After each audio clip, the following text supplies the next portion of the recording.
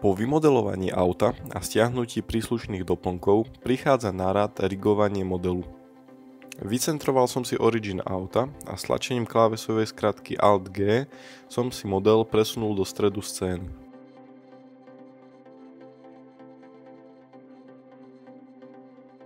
Rozmiestnenie kolies nie je zložité, no ešte sa mi nepodarilo prísť na efektívnejší spôsob, ako ich zarovnať voči modelu tak, aby boli symetrické. Takže som postupoval následovne. Zarovnal som si kolesá na jednej strane a keď to bolo hotovo, vytvoril som si objekt z dvoch plénov, ktoré mi slúžili ako pomocné roviny na zarovnanie oboch kolies voči telu.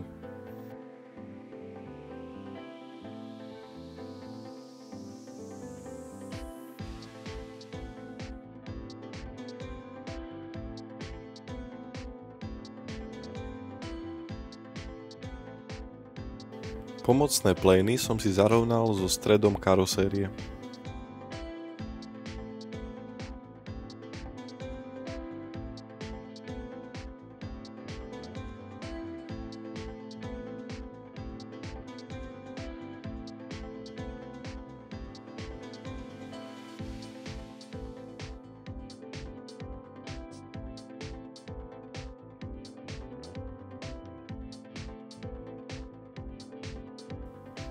Keď bola ľavá strana zarovnaná, tak som si ju zduplikoval, odzrkadlil a zarovnal tiež s pomocným plénom.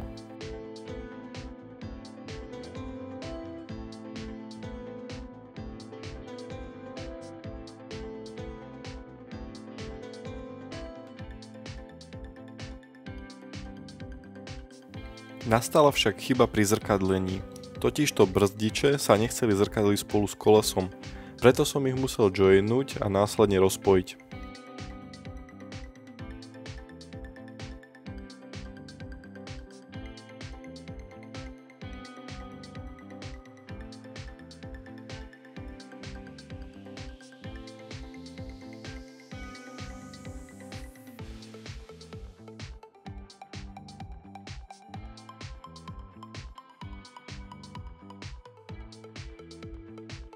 Po kontrole som zistil, že pravá strana sa mi zarovnala úplne nešťastne.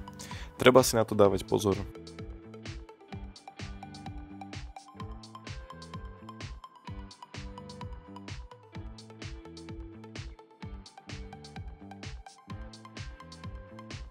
Ako som už spomenul v predchádzajúcom videu, výrez na kolesá nebol dostatočne hlboký, preto som si ho ešte trocha rozšíril.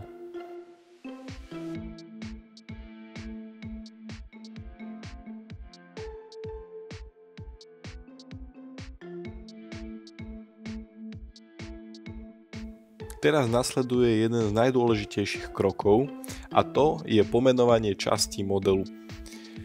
Pri tomto kroku treba byť zvlášť obozretný, pretože sebemenšia chyba môže narušiť výsledok a to, ako bude rig vygenerovaný.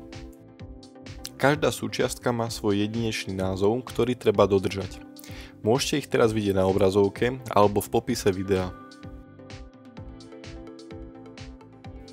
Addon Rig Car, ktorý použijem vo videu, vie pracovať buďto s 5 objektami, to je telo a 4 kolesá, alebo s 9, to je telo, 4 kolesá a 4 brzdiče.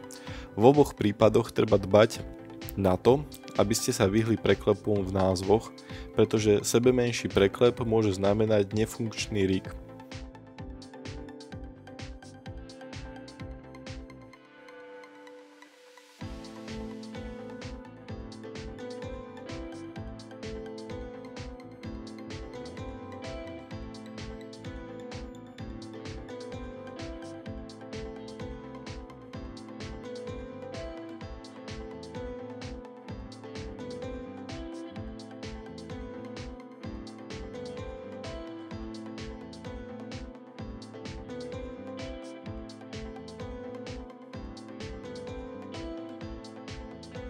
Keď som mal všetky súčasti pomenované, aplikoval som im polohu a vycentroval som ich origin.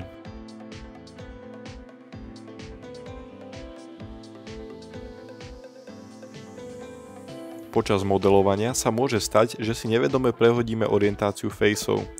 Preto je to vždy dôležité skontrolovať. Vo Viewpoint Overlays si zaklikneme políčko Face Orientation. Ak zistíme, že tomu tak naozaj je, zvolíme možnosť Mesh, Normals a Recalculate Outsides. Toto nám face prehodí tak, ako majú správne byť. Ak by sme tento krok preskočili, mohlo by to neskôr robiť problémy.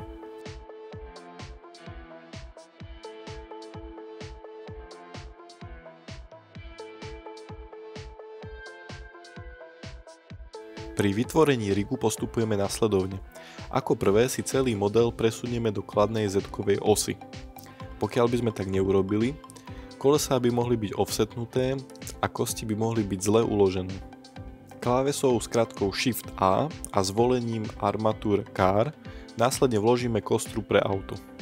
Posledným krokom je kliknutie na tlačítko Generate v záložke Rig Car. Kliknutím na toto tlačítko sa nám vytvorí kompletný rig pre auto, ktorý môžeme následne používať. Dostupné sú funkcie ako točenie a natáčanie kolies a dokonca aj funkčný systém tlmenia. Ďakujem za sledovanie.